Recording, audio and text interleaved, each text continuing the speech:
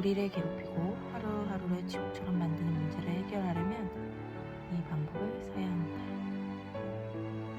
사실을 파악하라. 공정하고 객관적으로 사실을 파악하는 데 몰두한다면 걱정 따위는 지식이라는 불 앞에서 증발하기 마련입니다.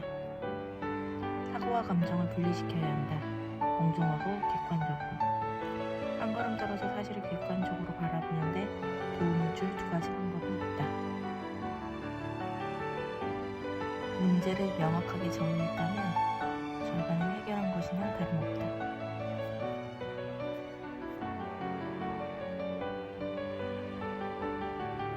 자신의 성공 비결이 걱정을 분석하고 정면으로 대응하는 것이었다고 설명했다.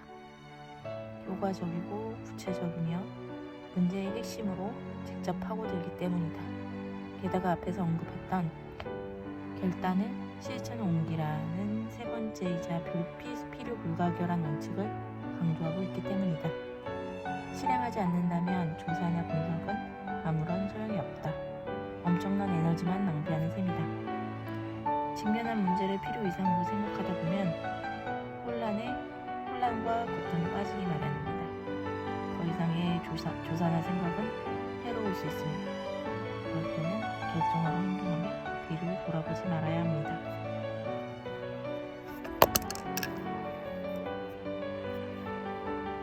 실패를 인정하고 문제를 분석하면서 성공으로 가는 길에 날개를 달 수 있었다. 첫째, 사실을 파악하라. 둘째, 모든 사실을 신중하게 검토한 뒤 결정을 내려라. 일단 결정을 내리면 실천에 옮기라. 결과에 대한 걱정은 떨쳐버리라. 걱정이 나를 망치기 전에 걱정하는 습관을 없애는 것. 걱정할 시간이 없다. 너무 바빠서 걱정할 시간이 없습니다. 하나의 감정은 다른 감정을 몰아내기 마련이다. 이렇듯 바쁘게 지내는 동안 슬픔을 잊고 마음의 평화를 되찾게 되었다. 걱정에 지쳐 쓰러지기 쉬울 때는 열심히 일하는 순간이 아니라 일과를 마친 다음이다. 그때가 되면 우리의 상상력은 천방지축 날뛰고 터무니없는 공상을 떠올리게 하며 사소한 실수를 과장해서 보여준다. 걱정을 치료하는 방법은 건설적인 일에 몰두하는 것이다. 행동에 몰두해야겠다. 절망 속에 시들어갈 수 없으니. 목적 없는 하루하루는 언제나 그렇듯이 무의미하게 끝나버릴 수 있다. 걱정을 할 때마다 이미 오래전에 효능이 입증된 노동이라는 훌륭한 약이 있음을 기억하자. 비참해지는 비결은 자신이 행복한지 아닌지에 대해 고민할 여유를 갖는 것이다. 굳이 그런 고민을 할 필요가 있을까? 소매를 걷어붙이고 부지런히 움직이라. 그러면 피가 돌기 시작하고 정신이 번쩍 날 것이다. 머지않아 몸속의 긍정적인 활력이 치솟으면서 걱정을 몰아낼 것이다. 바쁘게 일하고 그 상태를 유지하라. 가장 저렴하면서도 효과 높은 약이 바로 이것이다. 영국 수상 벤저민 디즈레일리는 사소한 일에 신경 쓰기에는 인생이 너무 짧다라고 말했다.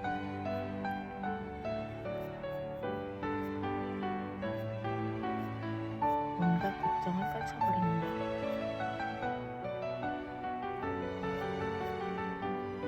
피할 수 없는 일에 대한 것.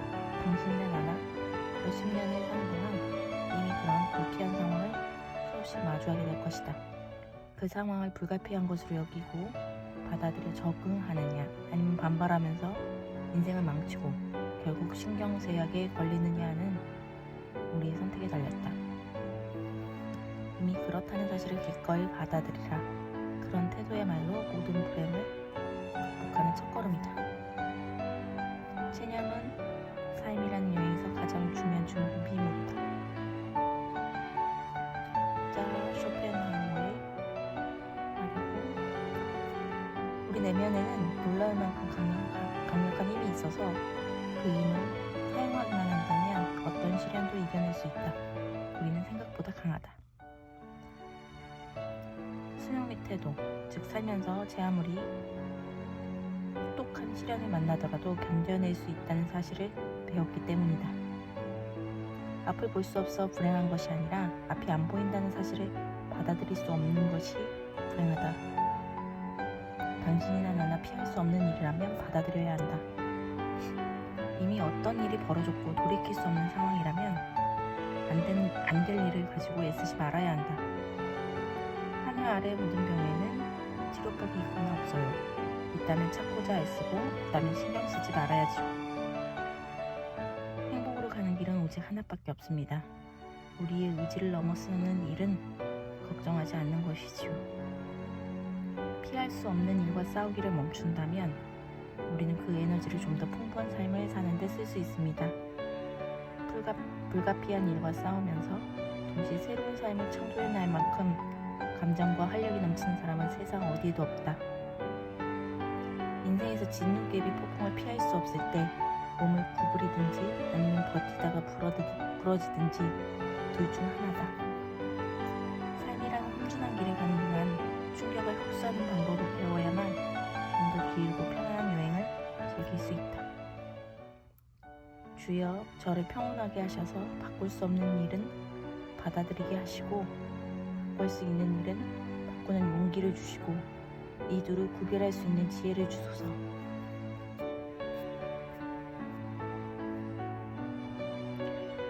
과거를 건설적인 방향으로 만들 수 있는 방법은 단 하나뿐이다. 잘못을 침착하게 분석하고 교훈을 얻은 다음 잊어버리는 것이다. 지식은 써먹지 않으면 힘이 없다. 이 책의 목적은 당신에게 새로운 사실을 알려주는 것이 아니다. 이미 알고 있는 것을 확시키고 정각이라 걷어차며 아는 것을 삶에 적용해 보라는 권유를 위해 이 책을 썼다고 저자가 말하고 있습니다. 저자는 오랜 진리를 새롭고 선명하게 말하는 재능을 가진 사람들을 존경한다. 톱밥으로 톱을 켤 수는 없지요. 이미 톱질은 끝났으니까요. 과거도 마찬가지입니다. 이미 지나가고 끝나버린 일들을 걱정하는 것은 톱밥을 다시 켜려는 것이나 마찬가지입니다. 역사책이나 전기를 읽으며 위기에 처한 사람들이 걱정과 비극을 잊고 행복하게 살아가는 사례를 발견할 때마다 놀라기도 하고 힘을 얻기도 한다. 우리는 실수도 하고 어리석은 짓도 저지른다. 그게 뭐 대수인가? 남들도 마찬가지다. 심지어 나폴레옹도 중요한 전투에서 3번 중 한 번은 패했다. 평균을 따져보면 나폴레옹보다 우리가 나을 수도 있다. 왕의 병마를 모두 동원한다 해도 과거를 돌이킬 수 없다는 것을 기억하라. 늘 바쁘게 살면서 걱정을 몰아내라. 하찮은 일에 호들갑 떨지 마라. 걱정을 몰아내기 위해 평균의 법칙을 활용하라. 피할 수 없다면 받아들이라. 걱정에 손절매 주문을 걸어라. 과거에 연연하지 마라. 톱밥을 다시 켜지 마라. 말라. 97일차 독서였습니다.